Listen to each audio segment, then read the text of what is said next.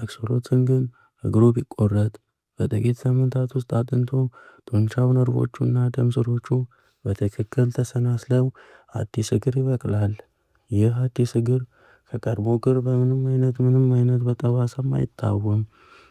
ይህ ብቻ ይመስላችኋል? በፍጹም። አክሶሎትል ጭራውን፣ የአከርካሪ አጥንቱን፣ የአይን ሌንሱን አልፎ ተርፎ የልቡንና የአእምሮውን የተወሰነ ክፍል ማደስ ይችላል። አዎ፣ አእምሮው ተቆርጦ ቢወጣ እንኳን ያለምንም ጉድለት መልሶ የመተካት ብቃት አለው።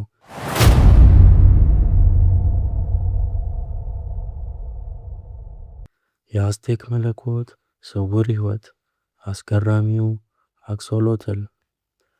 በተፈጥሮ ሕግ መሠረት እያንዳንዱ ሕይወት ያለው ፍጥረት ያድጋል፣ ይወጣል፣ ያረጃል፣ ውሎ አድሮ ያልፋል።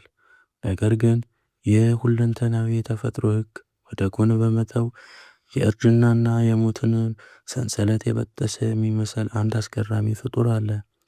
ቋሚ ፈገግታ በተጫነው ፊቱ፣ በትልልቅ የላባ መሰል ጨንገራዎቹና በማያረጀው ውበቱ የሚታወቀው አክሶሎትል። ይህ ፍጡር ተራ የውሃ እንስሳ አይደለም። እርሱ የሳይንስ ሊቃውንትን አእምሮ ለዘመናት ያደማ፣ የሕክምና ጥናትን አቅጣጫ የቀየረና በጥንታውያን አዝቴኮች ዘንድ እንደ አምላክ ይታይ የነበረ ሕያው ተአምር ነው። ዛሬ በዚህ ቪዲዮ ወደዚህ ምስጢራዊ ፍጡር ዓለም በጥልቀት እንጓዛለን። ለመሆኑ አክሶሎትል ማን ነው? ለምንስ ነው ሳይንቲስቶች ስለ እርሱ ማውራት የማይሰለቻቸው? የአዝቴክ አፈ ታሪክና አመጣጥ። የአክሶሎትል ታሪክ የሚጀምረው ከዘመናዊ ሳይንስ ሳይሆን ከጥንታዊ ሜክሲኮ አዝቴክ አፈ ታሪክ ነው። አክሶሎትል የሚለው ስም የመጣው ናዋትል ከተባለ የአዝቴኮች ቋንቋ ሲሆን ትርጉሙም የውሃ ውሻ ወተር ዶግ ማለት ነው። በአዝቴኮች እምነት ሾሎትል የተባለ የለውጥ፣ የውሻና የሞት አምላክ ነበር። አማልክቱ ዓለምን ለመፍጠር ራሳቸውን መስዋዕት ማድረግ በነበረባቸው ወቅት ሾሎትል ለመሞት ፈቃደኛ አልነበረም። ከሞት ለማምለጥም ሲል መጀመሪያ ወደ በቶሎ ተከል፣ በመቀጠልም ወደ ማገዶ እንጨት፣ በመጨረሻም ወደ ሜክሲኮ ጥልቅ ሐይቆች ውስጥ በመግባት ወደ ሲያ እንግዳ ፍጡር ወደ አክሶሎትል ተለወጠ ይባላል። ይህ አፈ ታሪክ ፍጡሩ ካለው ተፈጥሮ ጋር በእጅጉ ይገጥማል። ምክንያቱም አክሶሎትል በጂኦግራፊያዊ አቀማመጥ በዓለም ላይ በአንድ ቦታ ብቻ የሚገኘው እርሱም በሜክሲኮ ሲቲ አቅራቢያ በሚገኘውና ሾቺሚልኮ በተባለ ጥንታዊ የሐይቆችና የቦዮች መስመር ውስጥ ብቻ ነው። እዚህ ረግረጋማና ጨለማ ውሃ የሚኖር ይህ አምላክ ነኝ ባይ ፍጡር ለሺህ ዓመታት በሰላም ኖሯል። አክሶሎትልን ከሌሎች እንስሳት ሁሉ ለይቶ ልዩ የሚያደርገው የመጀመሪያው ሳይንሳዊ ባህሪ ኒኦተኒ ይባላል። በአጭሩ ዘላለማዊ ሕፃንነት ማለት ነው። እንደ ሳላማንደር እና እንቁራሪት ያሉ አምፊቢያውያን በውሃና በየብስ እንስሳ ሕያዋን በውሃው በውስጥ እንቁላልነት ይጀምራሉ። በመቀጠል ጭራ አውጥተው በውሃ ውስጥ ይኖራሉ። በመጨረሻ ግን አካላቸው ተለውጦ ሳምባ ያበቅላሉ፣ ጨንገራቸውን ያጣሉ፣ እናም ውሃን ትተው ወደ የብስ ይወጣሉ። አክሶሎትል ግን ይህን ሕግ አይቀበልም። እሱ ማደግን አይፈልግም። አክሶሎትል ለአቅመ አዳም ቢደርስና መራባት ቢችል የልጅነት አካሉን ግን ይዞ ይኖራል። ጨንገራውን አያጣም፣ ከውሃም አይወጣም። እድሜ ልኩን በውሃ ውስጥ እንደ ሕፃን ሆኖ ይኖራል። ያ በራሱ ላይ የምናየው ዘውድ የሚመስል ሮዝማ ላባ ሳምባው ሳይሆን በውሃ ውስጥ ኦክሲጅን የሚስብበት ውጫዊ ጉንጮቹ ወይም ጨንገራዎቹ ናቸው። ሳይንቲስቶች ይህ የሚሆነው በታይሮይድ እጢ ችግር ምክንያት እንደሆነ ደርሰውበታል።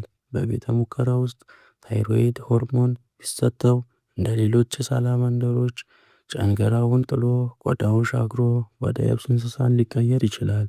ነገር ግን ይህ ተፈጥሯዊ ስላልሆነ እንስሳውን ለከፍተኛ ጭንቀትና ለአጭር ሕይወት ይዳርገዋል። አክሶሎትል በውሃ ውስጥ በልጅነት መልኩ መኖር ይመርጣል። ሳይንሳዊ ተአምር፣ ራስን እንደገና የመፍጠር ብቃት። አሁን ወደ ዋና ዓለምን ጉድ ወደ አሰኘ የአክሶሎት ልዕለ ኃያልነት እንግባ።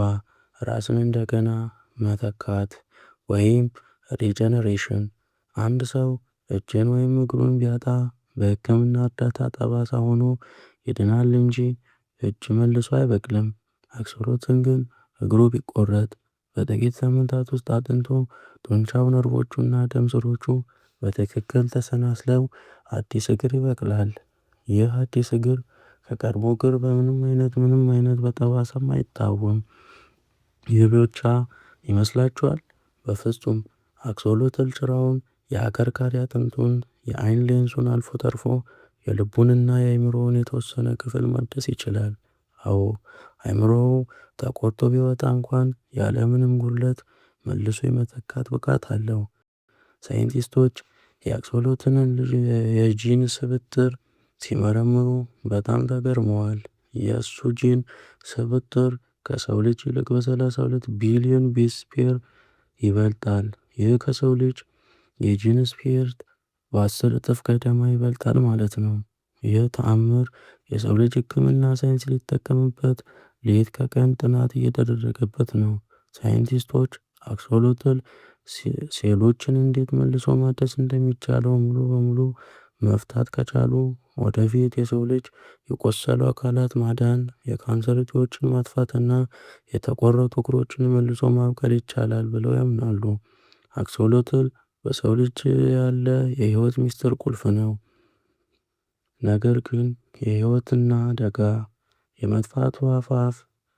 ታዲያ ይህ በቤተ ሙከራ ውስጥ ዓለምን እያነጋገረ ያለው ልዕለ ኃያል ፍጡር በተፈጥሮ መኖሪያው ግን ከፍተኛ የህልውና አደጋ ተጋርጦበታል። ይገርማል። ራስን ከማንኛውም አደጋ መልሶ ማዳን የሚችለው አክሶሎትል የሰው ልጅ ስግብግብነትና የአየር ንብረት ለውጥ ግን መቋቋም አልቻለም። ዛሬ በዓለም ዙሪያ ባሉ የቤት እንስሳት መደብሮችና የሳይንስ ማዕከላት ውስጥ በሚሊዮኖች የሚቆጠሩ አክሶሎትሎች ይኖራሉ። ነገር ግን በትውልድ ቦታቸው በሜክሲኮ ሾቺሚልኮ ሐይቅ ውስጥ ግን ለመጥፋት ጥቂት ቀርቷቸዋል። ለዚህ ደግሞ ዋና ምክንያት የሜክሲኮ ሲቲ ከተማ መስፋፋት፣ የውሃ መበከል፣ የቆሻሻ መከማቸትና ከውጭ የገቡ እንደ ካርፕና ቲላፒያ ያሉ አሳዎች ናቸው። እነዚህ አሳዎች የአክሶሎትልን እንቁላልና ትናንሽ አክሶሎትሎችን በብዛት ይበሏቸዋል። በ1998 ዓ.ም በተደረገ ጥናት በ1 ስኩዌር ኪሎ ሜትር ውስጥ 6000 አክሶሎትሎች ይገኙ ነበር። ዛሬ ግን በተፈጥሮ ውስጥ የሚገኙ አክሶሎትሎች ቁጥር በጥቂት መቶዎች ብቻ የሚገመት ሲሆን በእጅግ ለአደጋ የተጋለጡ ሆነዋል። የአካባቢ ጥበቃ ተሟጋቾችና የአካባቢ ገበሬዎች ቺናፖስ የተባለ ጥንታዊ ተስፋፊ ደሴቶችን በመጠቀም ውሃን ለማጽዳትና ለአክሶሎትሎች አስተማማኝ መጠለያ ለመፍጠር እየታገሉ ይገኛሉ። ይህ የጥንት አምላክ ከምድረ ገጽ እንዳይጠፋ ለማድረግ ጊዜው እየረፈደ ነው። አክሶሎትል የጥንት አፈ ታሪክ፣ ዘላለማዊ ሕፃንነትና የወደፊት የሕክምና ሳይንስ ተስፋ ነው። ተፈጥሮ ለእኛ የሰጠችን ድንቅ ስጦታ እና ፍጹም እንቆቅልሽ የሆነ ፍጡር። ይህ ፍጡር መጠበቅ ማለት አንድን የወንዝ እንስሳ ማዳን ብቻ አይደለም፣ የሰው ልጅን የወደፊት የጤናና የህይወት ሚስጥር መጠበቅም ጭምር ነው እንጂ። በሚቀጥለው ጊዜ ይህን ፈገግተኛ ፍጡር በምስልም ይሁን በአካል ስታዩት ከተራ እንስሳነት በላይ ተፈጥሮ የሞገተ ሕያው ተአምር መሆኑን አስታውሱ። ስለ አክሶሎትል የነበረን ትረካ በዚህ ያብቅቷል። ቪዲዮ ከተመቻችሁ ላይክ ማድረጋችሁን፣ ለሌሎች እንዲደርስ ሼር ማድረጋችሁንና አዳዲስ አስገራሚ ትረካዎችን እንዲደርሷችሁ ቻናላችንን ሰብስክራይብ በማድረግ አስታውሱን። በሚቀጥለው ቪዲዮ እስከምንገናኝ ሰላም ቆዩልን።